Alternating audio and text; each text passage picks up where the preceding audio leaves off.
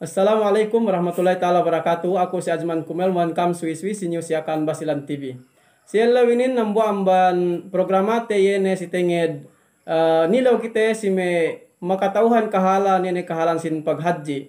So nambu amban tapikil kami yene nginbita nambu takilale te niya anamban bangsa te tahal dwe Presiden Duterte atau kan appointe dia bilang komisioner dalam lahat Pilipinas. So iya mian tekilalin we tebi kemon pegi asal bang anak yakan liangin we ngilalene. Si mian pungtina inin enne yene Sir Yusuf Mando. Sir, Assalamualaikum warahmatullahi taala wabarakatuh. Magsugod Waalaikumsalam. brother ad sa invite no sa ako sa program no news yakan.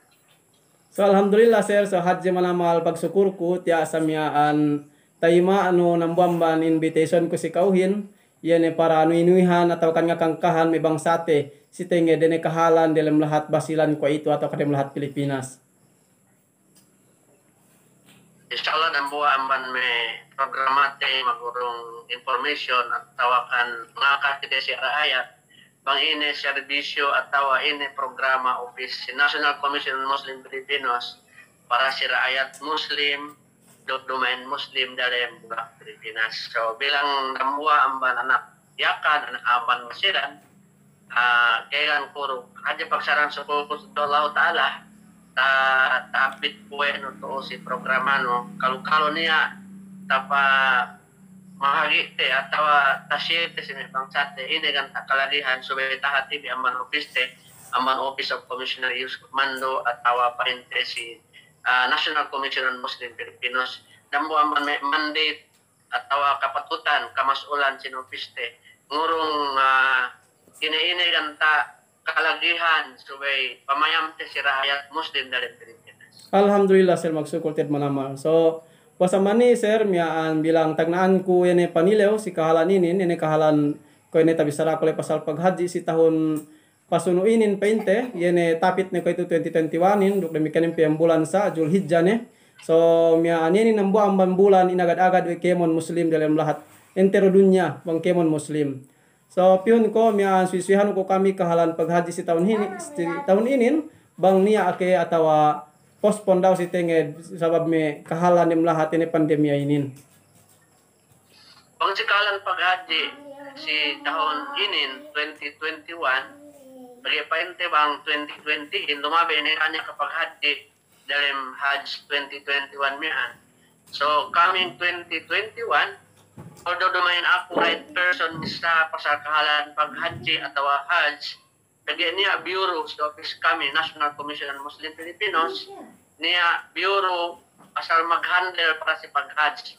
Alin din Bureau of Pilgrimage and Endowment.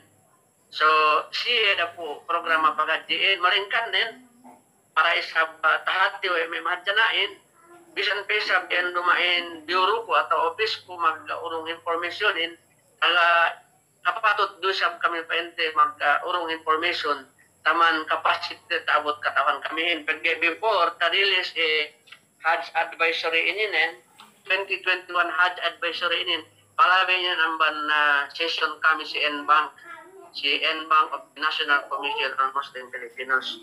So kapag mapagkatan atau kapag agreehan ng commissioners approved by the secretary mag-release advisory pasal Hajj 2021 ininen Office NCMF magpamalaya si mahadya na Muslim dari Pilipinas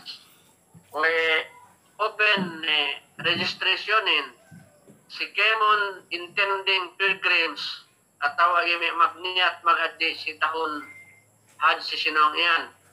Ayun depeto si advisory ini ga pa niya bayad kinolekta amban intending pilgrims.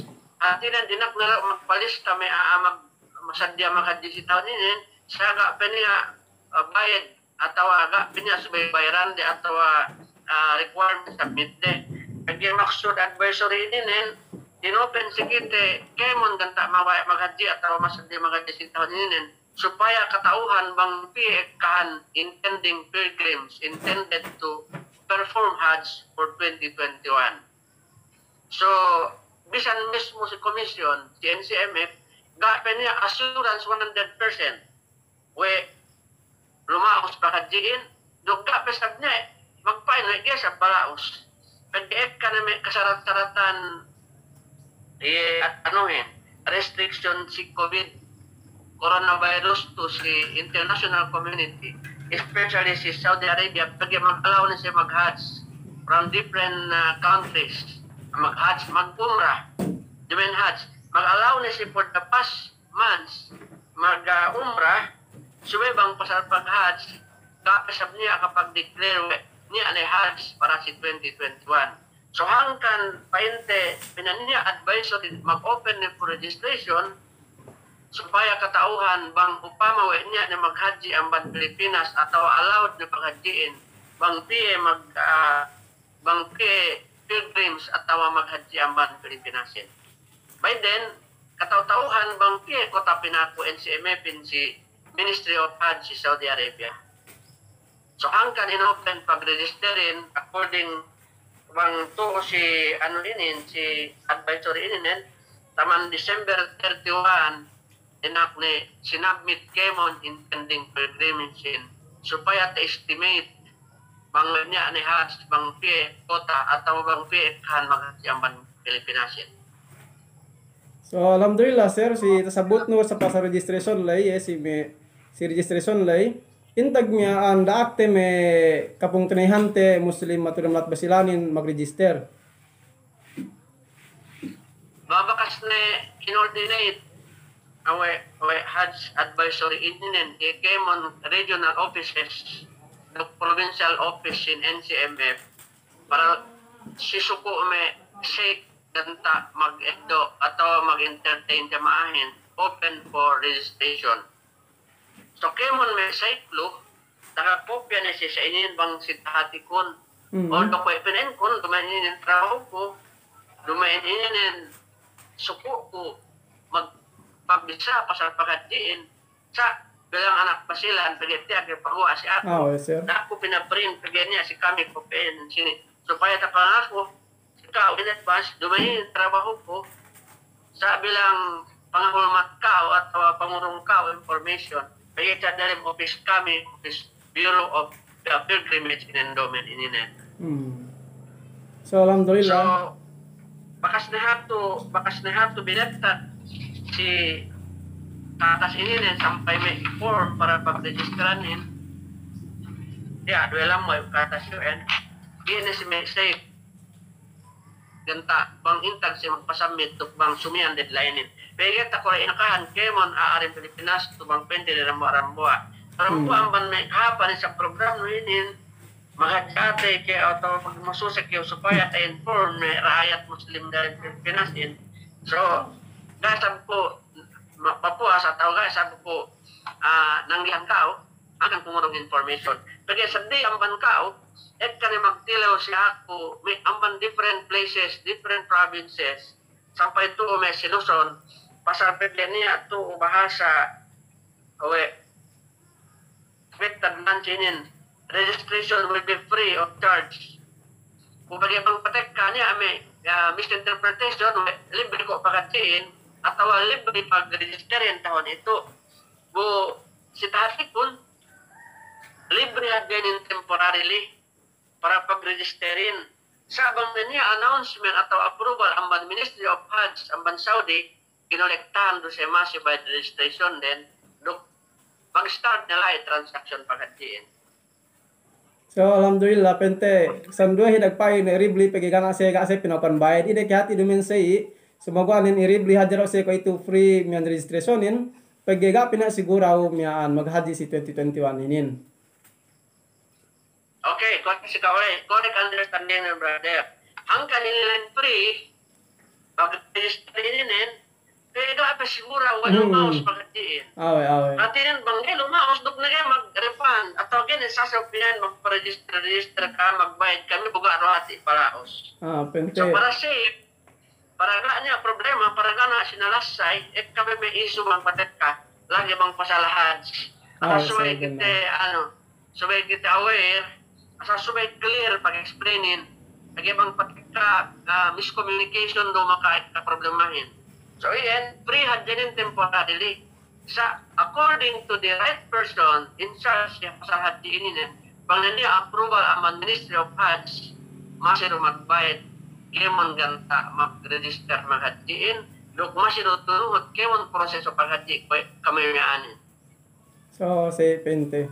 Alhamdulillah, so murah-murahan, bang pain tatayma we may kapungtunihante muslimin intag-intag ni lahat sa idorem lahat basilan pegi programa tenin dumen hajarem lahat basilan.